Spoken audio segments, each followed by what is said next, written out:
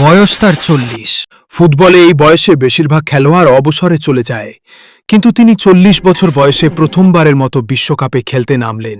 আর সেই ম্যাচেই আটকে দিলেন ফুটবল বিশ্বের অন্যতম শক্তিশালী দল স্পেনকে। আর রাতারাতি হয়ে গেলেন বিশ্বের আলোচিত ব্যক্তি।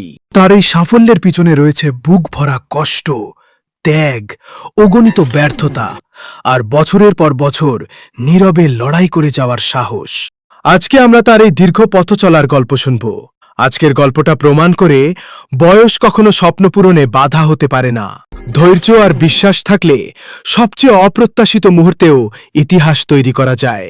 শেষ পর্যন্ত দেখো, কারণ এই গল্পটা তোমার জীবনের সবচেয়ে বড় শিক্ষা হতে পারে। ৩ জুন ১৯৮৬ সাল। আফ্রিকার পশ্চিম উপকূলের ছোট্ট দ্বীপরাষ্ট্র কেপ ভার্দের মিন্ডেলো শহরে জন্ম নেন জোসিমার জোসে অ্যাভোরা ডিয়াস। আজ বিশ্ব তাকে চেনে ভোজিনহা নামে, কিন্তু তার শুরুটা ছিল খুব সাধারণ। কেপ ভার্দে ফুটবল অবকাঠামো ইউরোপের বড় দেশগুলোর মতো ছিল না। বড় একাডেমি ছিল না, বিশাল সুযোগও ছিল না। তবুও ছোটবেলা থেকেই তার স্বপ্ন ছিল ফুটবলার হওয়ার। আর তিনি বেছে নিলেন সবচেয়ে কঠিন পজিশন, গোলকিপার।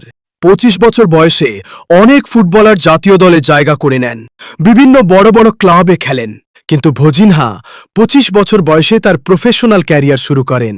২০০৭ সালে স্থানীয় দল বাটুকের হয়ে প্রথম খেলেন। তারপর শুরু হলো এক দীর্ঘ পথ। কেপ ভার্দে এবং পর্তুগালে কিছুদিন খেলার পর তিনি আঙ্গোলার ক্লাব প্রোগ্রেসোতে যোগ দেন। সেখান থেকে তিনি ইউরোপে যান। তারপর মলদোভার সিমব্রু, পর্তুগালের জিল ভিসেন্তে, সাইপ্রাসের এইএল লিমাসল এবং স্লোভাকিয়ার এএস ট্রেনচিনে খেলেছেন। ১৯ বছরের ক্যারিয়ারে ৬টি দেশে তিনি অন্তত ২০০ ম্যাচ খেলেছেন, অথচ পুরো ক্যারিয়ারে জিতেছেন মাত্র একটা ট্রফি, যেটা ২০১৮ থেকে ১৯ সালে সাইপ্রাস কাপ। কিন্তু তিনি থামেননি, তিনি চেষ্টা চালিয়ে গেছেন। ২০১২ সাল থেকে তিনি ক্যাপ ভার্ডে জাতীয় দলের হয়ে খেলছেন। ১৪ বছরে ৮০টিরও বেশি ম্যাচ খেলেছেন।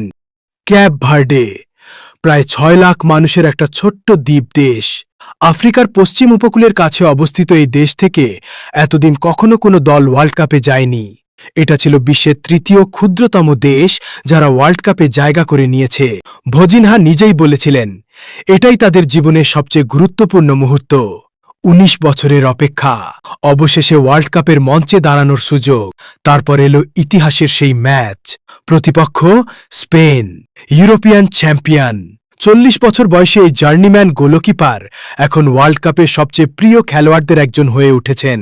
৩৯ মিনিটে স্পেন একটা সুবর্ণ সুযোগ পেয়েছিল। ফেরান তোরেস বল মারলেন, সেটা ক্রসবারে লেগে ফিরে এলো। তারপর মিকেল উয়ারজাবাল হেড করলেন, কিন্তু ভোজিনহা আবার লাফিয়ে উঠে বল রক্ষা করলেন।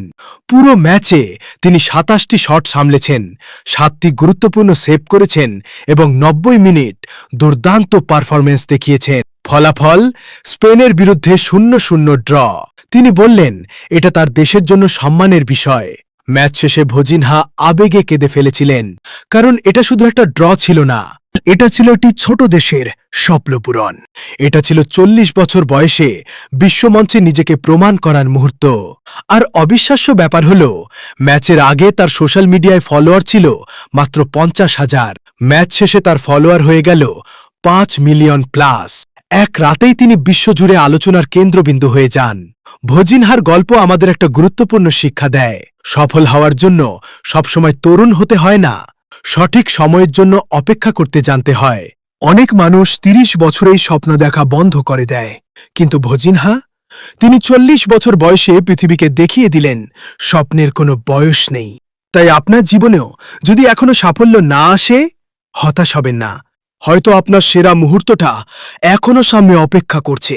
কমেন্টে জানিয়ে দিন, আপনি কি হাল ছেড়ে দিবেন না চেষ্টা চালিয়ে যাবেন।